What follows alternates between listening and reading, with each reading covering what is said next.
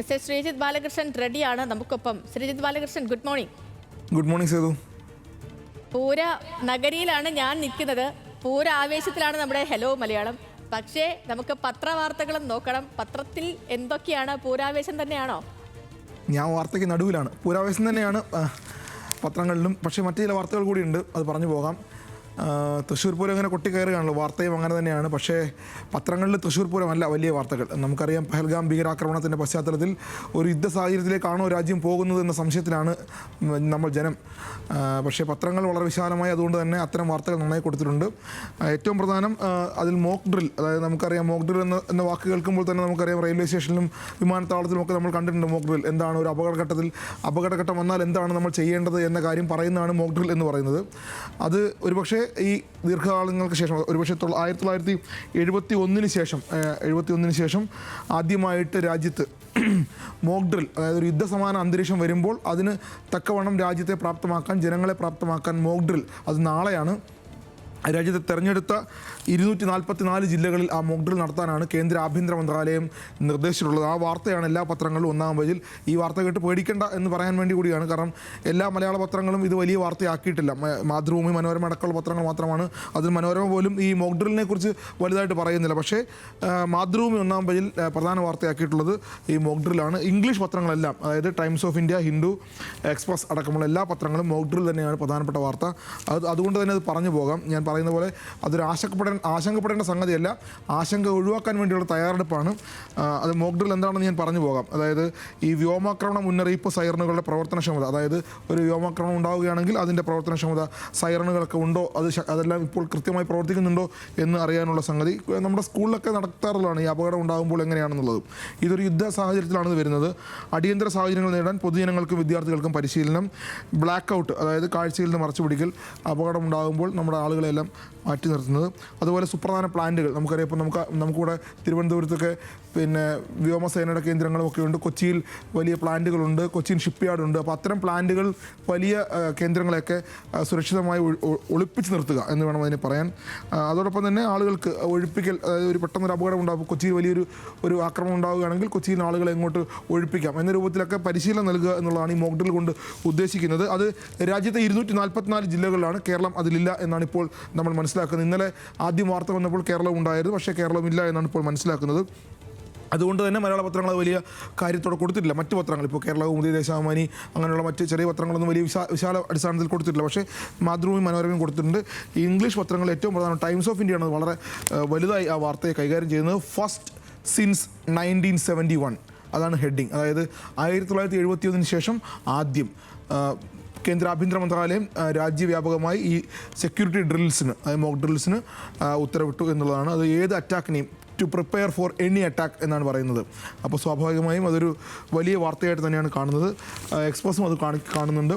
Hold mock drills, government tells States, എല്ലാ സംസ്ഥാനങ്ങൾക്കും നിർദ്ദേശം നൽകിയിട്ടുണ്ട്. 244 ജില്ലകളാണ് നടത്തേണ്ടത്. തിരഞ്ഞെടുത്ത ജില്ലകളാണ്. അത് വിശദമായി പത്രങ്ങളുണ്ടത്. പിന്നെ അത് മാത്രമല്ല, ഹിന്ദു അങ്ങനെ തന്നെയാണ്. വാർ ഫൂട്ടിംഗ് എന്നുകൂടി ഒരു വാക്ക് കൂടി ഉപയോഗിക്കുന്നുണ്ട്. അങ്ങനെ അതായത് അത്തരം ഏത് സാഹചര്യവും രാജ്യത്തുണ്ടായാൽ, അടിയന്തര സാഹചര്യം ഉണ്ടായാൽ അതിനെ നേരിടാൻ രാജ്യം സന്നദ്ധമാകണം എന്ന് പറയുകയാണ് കേന്ദ്ര സർക്കാർ, കേന്ദ്ര ആഭ്യന്തര മന്ത്രാലയം. അതാണ് പത്രങ്ങളുടെ പ്രധാനപ്പെട്ട ഒന്നാമത്തെ വാർത്തയായിട്ട് നമുക്കും കൂടി പറയാനുള്ളത്. അത് മാത്രമല്ല, ഈ മോക്ക് ഡ്രിലിനൊപ്പം തന്നെ മറ്റു ചില കാര്യങ്ങൾ, അതായത് ഈ പഹൽഗാം ഭീകരാക്രമണവുമായി ബന്ധപ്പെട്ട് ഇന്ത്യയുടെ നടപടികൾ, ഇന്ത്യ എന്തൊക്കെ ചെയ്തു എന്ന കാര്യങ്ങൾ പറയേണ്ടതുണ്ട്. ഇന്ത്യക്ക് റഷ്യയുടെയും ജപ്പാൻ്റെയും പിന്തുണ ഇന്നലെ അക്കാര്യത്തിൽ, അതായത് ഏത് ഭീകര പ്രവർത്തനത്തെയും നേരിടാൻ ഇന്ത്യക്ക് റഷ്യയും പുത്തിനൊക്കെ നേരിട്ട് വിളിക്കുന്ന ഒരു സാഹചര്യം ഉണ്ടായി. ജപ്പാനും ഇന്ത്യക്ക് പിന്തുണ പ്രഖ്യാപിച്ചിട്ടുണ്ട്. ജപ്പാൻ്റെ പ്രതിരോധ മന്ത്രിമാരടക്കമുള്ള വലിയ സംഘം ഇന്നലെ ഇന്ത്യയിലെത്തിയിരുന്നു. അത് അവരെ സ്വീകരിക്കാൻ നിൽക്കുന്നൊരു ചിത്രമാണ് ഒന്നാം പേജിൽ, രാജ്നാഥ് സിംഗിൻ്റെ ചിത്രമാണ് മാതൃഭൂമി ഒന്നാം പേജിൽ നൽകിയിട്ടുള്ളത്. അതോടൊപ്പം തന്നെ ഇന്ത്യ ഇന്നലെ ഒരുപാട് കാര്യങ്ങൾ, അതായത് ഡാമുകൾ, അതായത് ജമ്മു കാശ്മീരിൽ നിന്ന് ജലം, സിന്ധു നദീജല കരാറിൻ്റെ ഭാഗമായിട്ടുള്ള നദികളിൽ നിന്നുള്ള ജലം, ചെനാബും ചെലവും അടക്കമുള്ള നദികളിൽ നിന്നുള്ള ജലം ഒഴുകിപ്പോയി പാകിസ്ഥാനിലേക്ക് പോകുന്നത് തടയാൻ റിസർവോയറുകൾ കെട്ടുന്നതിനെക്കുറിച്ച്, ഡാമുകൾ ശക്തിപ്പെടുത്തുന്നതിനെക്കുറിച്ചൊക്കെ രാജ്യം വളരെ ഗൗരവകരമായിട്ട് ആലോചിക്കുന്നുണ്ട്. ഡാമുകൾ അടയ്ക്കുന്നുണ്ട്, റിസർവോയറുടെ വലിപ്പം കൂട്ടുന്നുണ്ട്, റിസർവോയറിലെ ചെളി നീക്കം ചെയ്ത് ജലം കൂടുതൽ റിസർവോയറിൽ ഉൾപ്പെടുത്തിക്കൊണ്ട് ഒരു തുള്ളി ജലം പോലും പാകിസ്ഥാന് കൊടുക്കാതിരിക്കാനുള്ള ശ്രമം. അങ്ങനെ വളരെ വലിയ പിന്നെ അതായത് പാകിസ്ഥാനെ ഏതെല്ലാം തരത്തിൽ ഒറ്റപ്പെടുത്താമോ ആ തരത്തിലുള്ള പ്രവർത്തനങ്ങളെല്ലാം ഇന്ത്യ ഒരു ഭാഗത്ത് നടത്തുന്നുണ്ട്. മറുഭാഗത്ത് നയതന്ത്ര തലത്തിലൊക്കെ വലിയ ശക്തി മറ്റ് രാജ്യങ്ങളുമായി ബന്ധപ്പെട്ട് നടത്തുന്ന വാർത്തകളെല്ലാം വളരെ വിശദമായി മനോരമയിലും മാതൃഭൂമിയിലും നമ്മുടെ ഇംഗ്ലീഷ് പത്രങ്ങളിലെല്ലാം ഉണ്ട് എന്നാണ് ആദ്യത്തെ വാർത്തയിൽ പറയാനുള്ളത്. മറ്റൊരു വാർത്ത നേരെ നമ്മൾ തിരിച്ചു പോകുന്നത് വേടനിലേക്കാണ്. നമുക്കറിയാം വേടൻ എങ്ങനെയായിരുന്നു എന്നുള്ളത്. എനിക്കിന്ന് പറയാനുള്ളത് എന്തൊരു വലിയ തിരിച്ചുവരവാണ് ഒരു മനുഷ്യൻ്റെ, ഒരു ചെറുപ്പക്കാരൻ്റെ എന്നുള്ളതാണ് വേടനെക്കുറിച്ച് പറയാനുള്ളത്. കാരണം നമുക്കറിയാം കഞ്ചാവ് കേസിൽ പ്രതിയാകുന്നു, അതിനുശേഷം പുലിപ്പല്ല് കേസിൽ അറസ്റ്റിലാകുന്നു. കഞ്ചാവ് ചെറിയ അളവായിരുന്നു, ഗ്രാമായിരുന്നു, 6 ഗ്രാമായിരുന്നു. അത് കഴിഞ്ഞ് പുലിപ്പല്ല് കേസിൽ അകപ്പെടുന്നു അല്ലെങ്കിൽ പെടുത്തുന്നു. അതിനുശേഷം അദ്ദേഹത്തിൻ്റെ അമ്മ ശ്രീലങ്കൻ വംശയാണെന്നുള്ള ഒരു വെളിപ്പെടുത്തൽ വനംവകുപ്പിൻ്റെ ഭാഗത്തുനിന്നുണ്ടാകുന്നു. എങ്ങനെയെല്ലാം അദ്ദേഹത്തെ മോശക്കാരനാക്കാമോ അതെല്ലാം കഴിയുന്നു. ഇപ്പോൾ ഇന്നലെ സംഭവിച്ച ഇടുക്കിയിൽ നമ്മൾ കണ്ടതാണ്, ഇന്നലെ ചാനലുകളിലൊക്കെ കണ്ടതാണ്. ജനം അദ്ദേഹത്തെ കാണാൻ, അദ്ദേഹത്തിൻ്റെ പാട്ട് കേൾക്കാൻ ആൾക്കൂട്ടം ഓടിയെത്തുന്ന ഒരു കാഴ്ച. 8,000 പേർക്കായിരുന്നു അവിടെ പ്രവേശനം ഉണ്ടായിരുന്നത്. സാധാരണ ഒരു 8,000 പേരുടെ കണക്കൊക്കെ എന്നാൽ ഇടുക്കിയിലെ വാഴത്തോപ്പിൽ ഇന്നലെ ഒരു കുറഞ്ഞ 25,000 പേരെങ്കിലും ഉണ്ടായിരുന്നു എന്നാണ് ദൃശ്യങ്ങൾ മനസ്സിലാക്കുന്നത്. പോലീസ് വല്ലാതെ പാടുപെട്ടു. ഞാൻ പറയാൻ വന്നത് പത്രങ്ങൾ തിരിച്ച് ഇതേ വേടനെ പ്രതിക്കൂട്ടിൽ നിർത്തിയ പത്രങ്ങളെല്ലാം ഇന്ന് വളരെ മനോഹരമായി മാതൃഭൂമി ഒന്നാം പേജിൽ, ഈ പത്രങ്ങളെയൊക്കെ എടുത്ത് പറയേണ്ടതുണ്ട് കഴിഞ്ഞ ദിവസങ്ങൾ എങ്ങനെയായിരുന്നു വാർത്തകൾ നൽകിയിരുന്നുള്ളത്. മാതൃഭൂമി ഒന്നാം പേജിൽ അദ്ദേഹത്തിൻ്റെ ഒരു പടം, അതോടൊപ്പം തന്നെ അദ്ദേഹം ഇന്നലെ പറഞ്ഞ കാര്യങ്ങൾ അത് ഞാനൊന്ന് വായിക്കാം. നിങ്ങൾക്ക് ഞാൻ ചേട്ടനാണ്, അനിയനാണ്. എന്നാൽ സ്വാധീനമുണ്ടാക്കാൻ പാടില്ലാത്ത കുറച്ച് കാര്യങ്ങൾ എന്നിലുണ്ട്. എനിക്ക് പറഞ്ഞു തരാൻ ആരും ഉണ്ടായിരുന്നില്ല. നിങ്ങൾ വേണം പറഞ്ഞു മനസ്സിലാക്കാൻ. പഠിക്കൂ, അധികാരം കയ്യിലെടുക്കൂ, ജനങ്ങൾക്ക് വേണ്ടി പോരാടൂ. ഒരാൾക്കൊരു തെറ്റ് സംഭവിച്ചു, അത് തിരുത്താൻ അദ്ദേഹം തയ്യാറാണ് എന്നുള്ളത് ഏറ്റവും വലിയ കാര്യമാണ്. അതാണ് ഈ വാക്കുകളിൽ നിന്ന് ഈ വേടൻ ഇന്നലെ ഇടുക്കിയിൽ പറഞ്ഞത്. സർക്കാരിൻ്റെ പരിപാടിയാണ്, സർക്കാർ തന്നെയാണ്. ഒരുപക്ഷെ വനംവകുപ്പ് സർക്കാരിൻ്റെ ആയതുകൊണ്ട് തന്നെ സർക്കാരും തിരുത്തുകയാണ്. വനംവകുപ്പ് ഇദ്ദേഹത്തിൻ്റെ പേരിലെടുത്ത നടപടികൾ അദ്ദേഹത്തെ കളങ്കപ്പെടുത്താൻ, കേസുകളൊക്കെ ഉണ്ടാവും, സ്വാഭാവികമാണ്, തെറ്റാണ് അദ്ദേഹം ചെയ്തത് എന്നുള്ളതിൽ ഒരു തർക്കവുമില്ല. പക്ഷേ അതുമായി ബന്ധപ്പെട്ട് അദ്ദേഹത്തിൻ്റെ അമ്മയടക്കം ഈ കേസിലേക്ക് കൊണ്ടുവരാനൊക്കെയുള്ള ശ്രമം വനംവകുപ്പിൻ്റെ ഭാഗത്തുണ്ടായി. അവർ ശ്രീലങ്കൻ വംശമായതുകൊണ്ട് അവരെന്ത് തെറ്റ് ചെയ്തു എന്ന ചോദ്യമൊക്കെയാണ് പിന്നീട് വന്നത്. പക്ഷേ അതിനൊരു മറുപടി, അല്ലെങ്കിൽ സർക്കാരും തിരുത്തുകയാണ്, വേടനെ തിരുത്താനുള്ള അവസരമാണ്. അത് അദ്ദേഹം പറയുന്നുണ്ട്. അത് തന്നെ വലിയ കാര്യമാണ്. പത്രങ്ങളെ സംബന്ധിച്ച് പത്രങ്ങൾക്കതൊരു ഒരു ഓർമ്മപ്പെടുത്തലാണ്. ഏത് വാർത്തയും കൈകാര്യം ചെയ്യുമ്പോൾ പത്രങ്ങൾ എല്ലാവർക്കും, നമുക്ക് ചാനലുകൾക്കൊക്കെ ഒരു ഓർമ്മപ്പെടുത്തലാണ്. പക്ഷേ ന്യൂസ് മലയാളം വളരെ വ്യക്തമായിരുന്നു അക്കാര്യത്തിൽ. മനോരമ 6-ാം പേജിൽ കുറച്ചും കൂടി വ്യക്തതയോടുകൂടി വിശദമായി പറയുന്നുണ്ട്.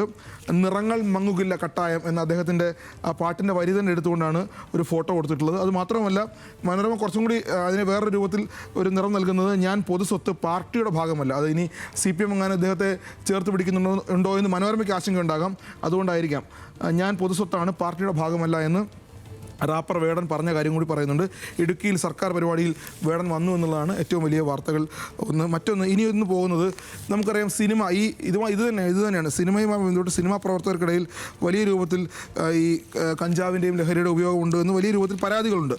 ആ പരാതികളുമായി ബന്ധപ്പെട്ട് ഇന്ന് നമുക്ക് പറയാനുള്ള മറ്റൊരു വാർത്ത, അതായത് ഇന്നലെ കഴിഞ്ഞ ദിവസങ്ങളിലൊക്കെ സിനിമാ സെറ്റുകളിലെ പ്രശ്നങ്ങളെക്കുറിച്ച് നിർമ്മാതാവ് ലിസ്റ്റിൻ സ്റ്റീഫനും അത് കഴിഞ്ഞ് അത് ഒരു നടൻ്റെ പേരുമായിട്ട് ബന്ധപ്പെടുന്ന സാഹചര്യം ഉണ്ടാകുന്നു.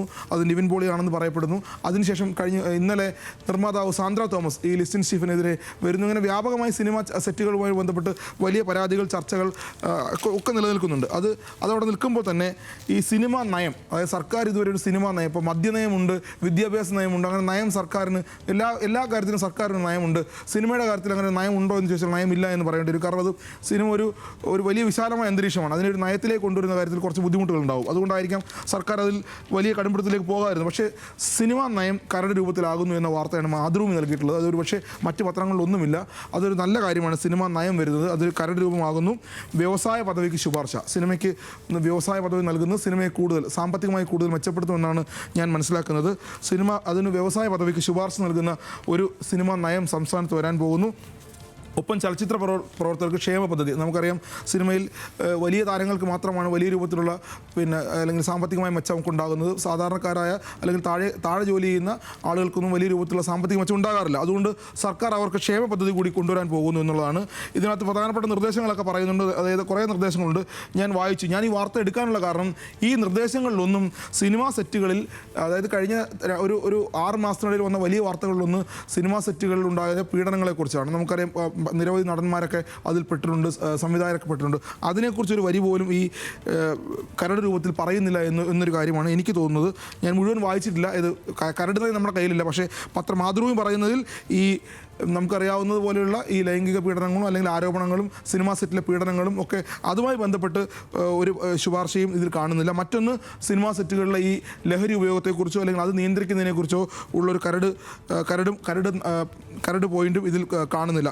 ഇതുമായി ബന്ധപ്പെട്ട് സിനിമാ നയവുമായി ബന്ധപ്പെട്ട് മാതൃഭൂമി നൽകിയ വാർത്ത വളരെ നല്ല വാർത്തയാണ്. സിനിമാ നയം വരട്ടെ, പക്ഷേ അതിനകത്ത് കുറേ കാര്യങ്ങളുണ്ട് എന്നാണ് നമുക്കും കൂടി പറയാനുള്ളത്. മറ്റൊന്ന് നമുക്കറിയാം, പേവിഷബാധ നാട് മുഴുവൻ വലിയ ആശങ്കയിലാണ്. അത് തന്നെയാണ് ഏറ്റവും പ്രധാനമായിട്ട് മനോരമ ഒന്നാം പേജിൽ ആ പേജിൻ്റെ ഒരു ഭംഗി കൊണ്ട് മാത്രമല്ല, ആ വാർത്തയുടെ പ്രാധാന്യം കൊണ്ട് കൂടിയാണത് മനോരമ ഒന്നാം പേജിൽ കൊടുക്കുന്ന അമ്മയുടെ കരച്ചിൽ ഇന്നലെ മുഴുവൻ നമ്മൾ കേട്ടതാണ്. അതിൽ 7-ാം പേജിൽ കൂടി മാതൃഭൂമി കുറച്ച് വിശാലമായി, അതായത് ഈ വാക്സിനെ കുറിച്ച് വലിയ കുറ്റപ്പെടുത്തലുകൾ നടക്കുന്നുണ്ട്. വാക്സിൻ ആശങ്കപ്പെടേണ്ട ഒരു സംഗതി അല്ല എന്ന് മാതൃഭൂമി 7-ാം പേജിൽ പറയുന്നുണ്ട്. അത് ഒരുപക്ഷെ എല്ലാവരും ഒന്ന് അറിഞ്ഞിരിക്കേണ്ട കാര്യമാണ്. ഇനിയിപ്പോൾ ഒരു വാക്സിൻ വിരുദ്ധ പ്രചരണമൊക്കെ നാട്ടിൽ നടക്കും.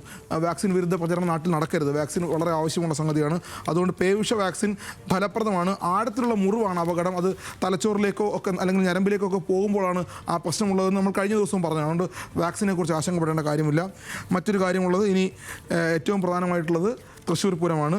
തൃശ്ശൂർ പൂരം, ഇന്ന് പൂരം കൊട്ടിക്കയറുകയാണ്. നമ്മൾ മറ്റു വാർത്തകളൊക്കെ മാറി ഇന്ന് ചാനലുകളൊക്കെ പൂരത്തിലേക്ക് പോകുന്നു. അതിനെ സംബന്ധിച്ച് എനിക്ക് പറയാനുള്ളത്, മാതൃഭൂമി 1-ാം പേജിൽ ഇന്ന് പൂരം പിറക്കുമെന്ന് വാർത്ത കൊടുത്തിട്ടുണ്ട്. മനോരമ പൂരത്തെക്കുറിച്ച് 1-ാം പേജിൽ ഒന്നും പറയുന്നില്ല. പിന്നെ മറ്റ് പത്രങ്ങളൊക്കെ ഒരുപാട് മറ്റ് വാർത്തകൾ ഉള്ളതുകൊണ്ടായിരിക്കാം പൂരം വലുത് തന്നെയാണ്. സേതു. ശരി ശ്രീജിത്ത്, എനിക്കൊരു കാര്യം പറയാനുള്ളത്, ഈ പൂരങ്ങളുടെ പൊടിപ്പൂരം ആ ഒരു സ്റ്റേജിൽ നമ്മൾ നിൽക്കുകയാണ്, ആ ഒരു ആവേശത്തിലാണ്. പക്ഷേ നമ്മുടെ ഒരു പ്രേക്ഷകൻ, ഈ ശ്രീജിത്ത് ബാലകൃഷ്ണനോട് സത്യം പറയണം, നിങ്ങൾ ആരെങ്കിലും ഇരുത്തിയിട്ടുണ്ടോ? നിങ്ങൾക്ക് വേണ്ടി കമന്റ് ചെയ്യാൻ ആരെങ്കിലും ഇരുത്തിയിട്ടുണ്ടോ? അല്ലെ പറയുന്നതിനൊക്കെ ഞാനിത് വായിക്കുന്നുണ്ടല്ലോ, പറയുന്നൊരു കാര്യം, ജോ എന്ന പ്രേക്ഷകൻ ന്യൂസ് മലയാളത്തിന്റെ തെച്ചിക്കോട്ടുകാവ് രാമചന്ദ്രനാണെന്ന് ശ്രീജിത്ത് ബാലകൃഷ്ണൻ. ഇതൊക്കെ വായിക്കുന്ന എൻ്റെ ഒരു അവസ്ഥ ഒന്ന് ഓർത്ത് നോക്കി. നമുക്കപ്പം നാളെ കാണാം വീണ്ടും.